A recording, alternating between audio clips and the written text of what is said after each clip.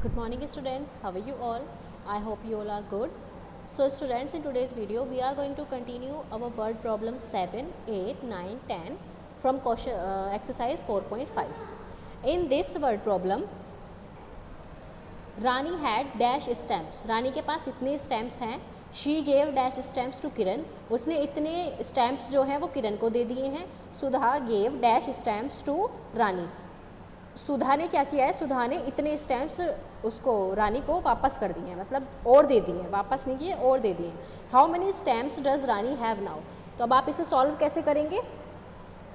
पहले आप लिखेंगे number of stamps she have this, number of stamps she gave to Kiran this, number of stamps Sudha gave to Rani this. इतने stamps उसके पास थे, इतने उसने किरण को दिए और इतने किरण ने रानी को दिए. तो आप क्या करेंगे, पहले जो उसके पास थे और जिसमें से जो उसके पास थे और जितने उसने किरण को दे दिए उसमें से आप माइनस करेंगे. ठीक है, इतने उसके पास थे और इतने उसने दे दिए, तो यहाँ पे जो आंसर आएगा वो बचेगा. ठीक है, उसके बाद यहाँ पे जो आंसर आएगा वो आप यहाँ लिखेंगे, क्योंकि उसके पास अब जो टोटल बचे हैं वो इतने बचे हैं, जो बचे हैं उसमें इतने ऐड और करने हैं, फिर बताना है कि उसके पास अब टोटल कितने हैं. तो आप इसको यहाँ पे इसको सॉल्व करेंगे, फिर जो आंसर आएगा उसको यहाँ पर राइट करेंगे और उसमें से फिर इसको माइनस कर देंगे. ओके, और then Rani have dash stamps, जितने भी स्टैम्प्स आएंगे वो आप टोटल यहाँ पर लिख देंगे.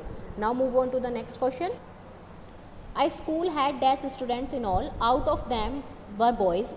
एक स्कूल में इतने स्टूडेंट्स थे, 5431 स्टूडेंट्स थे और उसमें से 2386 बॉयज़ हैं.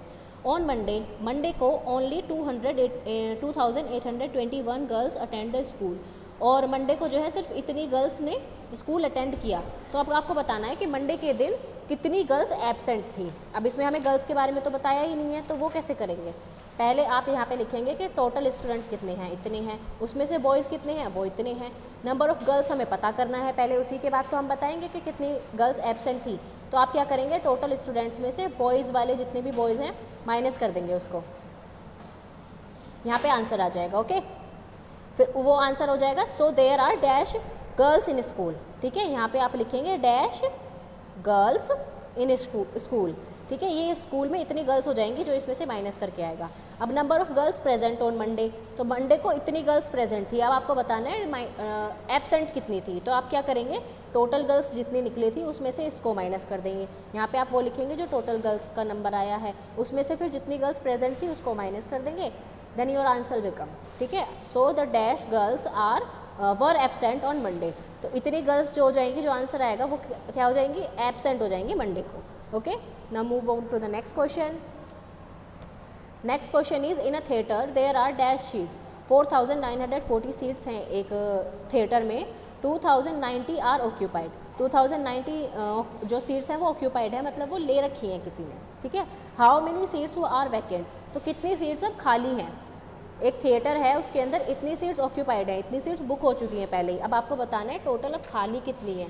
तो नंबर ऑफ़ सीट्स ये, और उसके बाद टोटल सीट्स इतनी हैं, ऑक्यूपाइड इतनी हैं, आपको बताना है वैकेंट कितनी है. तो टोटल में से आप जितनी ऑक्यूपाइड हैं उसको माइनस कर दो, वैकेंट सीट्स निकल कर आ जाएंगी. ये होमवर्क आपको ये चारों क्वेश्चंस आपको खुद से करने हैं, क्योंकि पिछले जो क्वेश्चंस थे वो मैंने आपको कराए थे. अब होमवर्क में आपको ये चारों क्वेश्चन करने हैं. Okay, so there are dash seats vacant. Okay, अब उसके बाद आ जाते हैं नेक्स्ट क्वेश्चन पे. बॉस की had dash in her bank account और फर्स्ट डे ऑफ मंथ.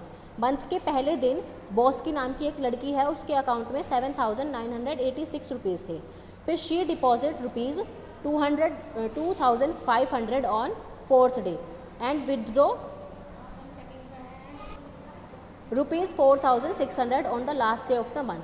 फिर उसने क्या किया कि उसने फोर्थ डे पर 2500 रुपीज़ जो है डिपॉजिट किए, एंड आफ्टर दैट उसने लास्ट मंथ जो था, लास्ट डे जो था मंथ का, उसमें इसने इतने रुपीज़ विड्रॉ कर लिए. विड्रॉ का मतलब होता है निकालना और डिपॉजिट का मतलब होता है डालना. ठीक है, what amount was in her account after the withdrawal. तो उसके अकाउंट में कितनी अमाउंट है, उसके अकाउंट में कितने पैसे अब हैं. फर्स्ट डे को इतने थे, फोर्थ डे को इतने और डाल दिए, फिर उसके बाद लास्ट डे को इतने पैसे निकाल लिए. तो इसको कैसे सॉल्व करेंगे, पहले आप लिखेंगे वर्ड स्टेटमेंट लिखेंगे कि कितने कितने पैसे उसमें दिए हुए हैं. फर्स्ट डे को इतने हैं, फोर्थ डे को इतने हैं और लास्ट डे को उसने इतने निकाल लिए हैं। फर्स्ट डे को इतने थे, फोर्थ डे को इतने और डाल दिए और इतने लास्ट डे को निकाल लिए हैं। तो आप पहले जो हैं उसके अकाउंट में वो ऐड करेंगे, क्योंकि इतने थे और इतने और डालें तो यहाँ पे आंसर आ जाएगा, टोटल अमाउंट आ जाएगा। फिर वो टोटल अमाउंट यहाँ पर लिखेंगे, फिर उस टोटल अमाउंट को ऊपर लिख के